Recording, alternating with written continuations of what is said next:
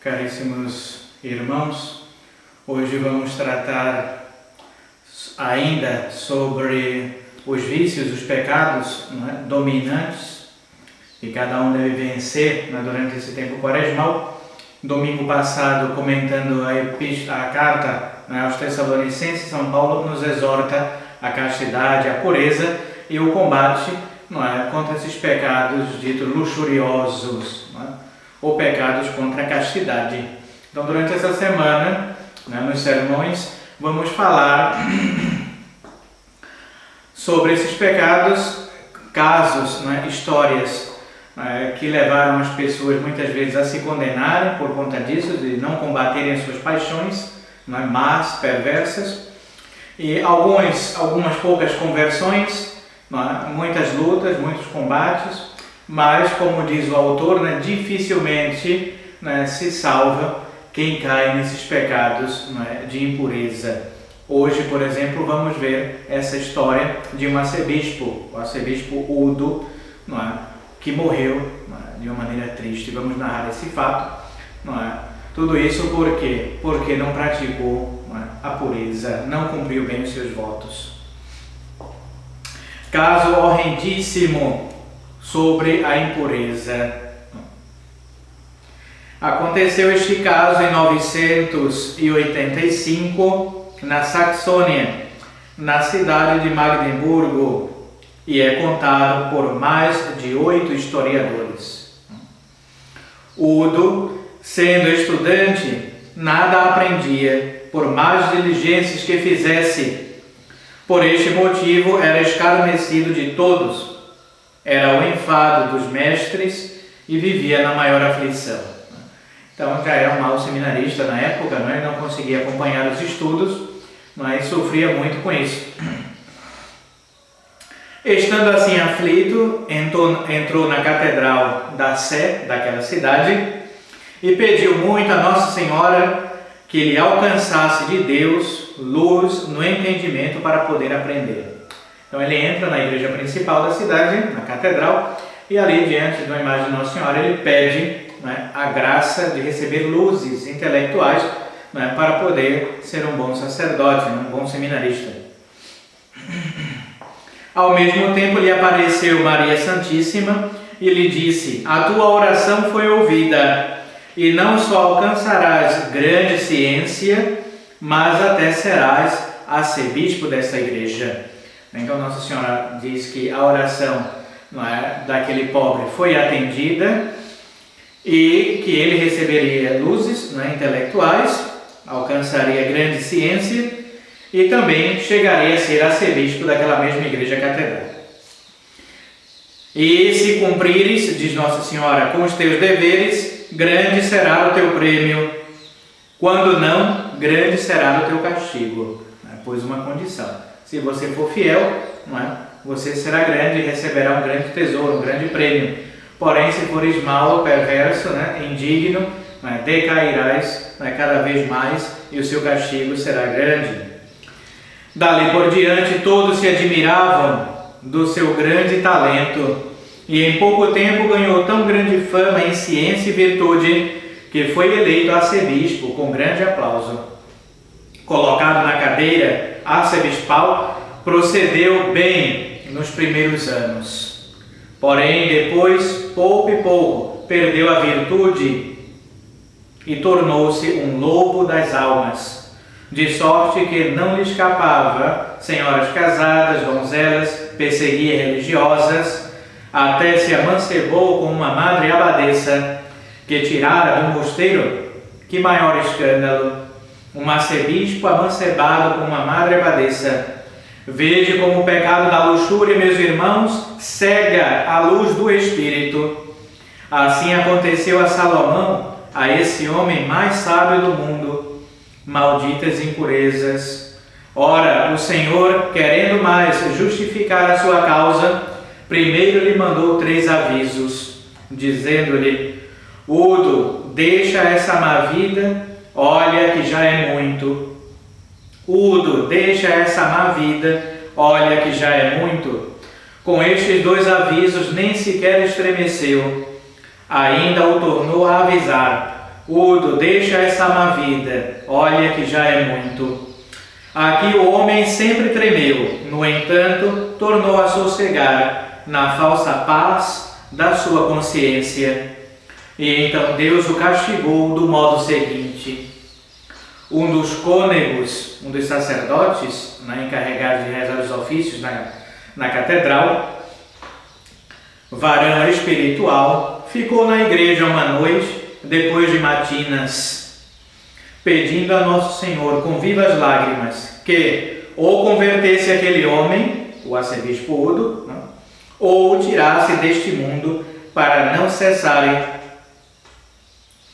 ou o tirasse deste mundo para cessarem tão grandes escândalos. Então esse sacerdote, rezando seu breviário na catedral, pede a Nosso Senhor que ou convertesse o bispo ou que o tirasse desse mundo, que Deus o levasse, para pararem os escândalos na arquidiocese. Nisto viu entrar na igreja alguns anjos, os 12 apóstolos, Maria Santíssima, Nosso Senhor Jesus Cristo, muitas virgens e mártires. A igreja estava toda iluminada e diz São Maurício: rectíssimo juiz, é tempo de fazer justiça. Então Jesus Cristo fez ali trazer o arcebispo, que estava na cama com a concubina. Ali foi apresentado por um anjo, e São Maurício o acusa dizendo: este é aquele a quem vossa Mãe Santíssima fez singulares benefícios, a quem vós destes o talento da sabedoria e encomendastes o cuidado desta igreja. Porém ele, com o seu escândalo, tem desmoralizado tudo, tem violado as vossas esposas e persiste na sua maldade contra o seu próprio voto, contra o seu ofício, contra as leis divinas e humanas, contra os remorsos da consciência e contra os avisos que vossa piedade lhe enviou. Aqui Jesus Cristo, voltando-se para aqueles santos que ali estavam, lhes disse: que vos parece? Como nos devemos portar com este homem? Respondeu um em nome de todos: é digno de morte. E o Senhor responde: execute-se, cortem-lhe a cabeça. Nisto vai um anjo para descarregar o golpe, e então responde outro ali presente: não, este mau homem ainda ontem celebrou e comungou em pecado mortal, e por vontade de Deus ainda se conservam em seu peito as espécies sacramentais. E é necessário que lhe tiremos com decência a hóstia consagrada. E dando-lhe uma pancada nas costas, lhe fizeram lançar fora a sagrada forma, a qual Nossa Senhora recebeu em um cálice de ouro, e a foi colocar sobre o altar. Isto feito, imediatamente foi degolado, ficando aquele lugar todo manchado com o seu torpe sangue. Ao mesmo tempo desapareceu tudo, ficando o templo às escuras, como dantes estava. O cônego estava pasmado com o que tinha visto e dizia lá consigo: quem sabe isto seria um sonho? Mas eu estava esperto. Nisto acende uma luz e vai examinar, e de fato ali encontra o arcebispo morto e degolado. Vai dar parte aos outros sacerdotes capitulares e às outras pessoas mais importantes. O caso divulgou-se, abrem-se as portas da igreja, entra inumerável gente e todos são testemunhas deste raro acontecimento. Neste mesmo tempo, o seu capelão e alcoviteiro, sem ainda nada saber do caso, viu em sonhos o seguinte, isto é, viu uma grande caterva de demônios e Lúcifer juntamente, e ao mesmo tempo vieram outros muitos fazendo grandes algazarras e conduzindo a alma do arcebispo em figura visível, vinha amarrada com cadeias de fogo, muito feia, triste e desconsolada. Logo que chegaram perto de Lúcifer, alguns se adiantaram a dar a nova, dizendo: façam lugar, porque vem ali um grande personagem. Apenas chega, logo Lúcifer lhe lança os olhos afogueados e, mofando, lhe diz: seja bem-vindo, Vossa Excelência. Tem sido aqui muito desejado em meu palácio, para lhe pagarmos tantos serviços que nos tem feito. E diz para alguns demônios: regalai o novo hóspede, dai-lhe alguma coisa de comer e beber. Aqui forçadamente lhe fizeram comer asquerosas serpentes e beber fel de dragões e enxofre derretido. Lúcifer disse mais: dai-lhe também um banho. Dito e feito, logo foi lançado a um poço de fogo, donde saiu como ferro em brasa. Até aqui o desventurado tinha estado em silêncio, mas vendo-se condenado a tormentos eternos, levanta uma voz a mais tremenda e principia a dar altíssimos gritos, dizendo: ai de mim, ai, infeliz de mim, quanto sou desgraçado!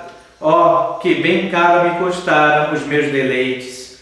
Ó, quão breves foram, e sua pena é eterna! Maldito seja o dia em que fui gerado, maldita a hora em que nasci, malditos os pais que me deram o ser, malditos todos aqueles que concorreram para a minha condenação. Maldito! Aqui também blasfemou de Deus, de Maria Santíssima e dos santos. E os demônios, com grandes risadas, disseram: já sabe bem o nosso ofício, canta lindamente, é bem que fique no nosso coro. E responde Lúcifer: dá-lhe um dos principais lugares. Aqui os demônios, como cães danados, arremeteram a ele e o lançaram no poço dos incêndios devoradores, fazendo grande ruído e estrondo. Nisto acorda o dito capelão, mas pela manhã o que observa? Em coisa nenhuma mais se fala do que a morte infeliz do arcebispo. O seu corpo foi lançado a uma lagoa, mas os bichos o tiraram de lá para fora. Depois foi queimado e lançaram as cinzas no rio Alba. Com isto os peixes fugiram todos para o mar. E só depois de 10 anos, em virtude de muitas procissões, penitências e ladainhas, é que tornaram para o rio. Ainda hoje, nesta província, se conserva a memória deste caso espantoso. As mesmas pedras o estão atestando, porque ainda lá se conserva o sangue derramado sobre elas, o qual nunca pôde ser lavado nem raspado. E até se vai mostrar a qualquer arcebispo que para ali vai de novo, onde se lhe diz: veja bem como Deus castiga a quem não administra como deve esta dignidade. Luxuriosos e desonestos, ponde aqui os vossos olhos. É ou não pecado o vício da sensualidade? Porventura foi este arcebispo acusado de outro algum crime? Não. Logo foi este vício a principal causa da sua condenação. Portanto, detestai semelhante vício, abominai semelhante pecado, que vos cega o entendimento, e depois de cegos vos faz cair em todos os males. Por isso lhe deveis ter o maior horror, e então deixais semelhante modo de pecar. Então hoje servirá como meditação a história desse arcebispo, Udo, que morreu tristemente por causa dos seus pecados e vícios, contra o voto de castidade, contra a santa pureza. Nossa Senhora, em Fátima, diz isso. Os pecados que mais ofendem ao Sagrado Coração de Jesus, atualmente têm sido os pecados de impureza. Então, rezemos, façamos penitências, jejuns, abstinências, como nos propõe a Santa Madre Igreja, e vençamos, combatamos o bom combate, percorramos o caminho das virtudes, e nos abstenhamos de todos esses excessos. Ave Maria Puríssima, sem pecado concebida. Em nome do Padre, do Filho e do Espírito Santo. Amém.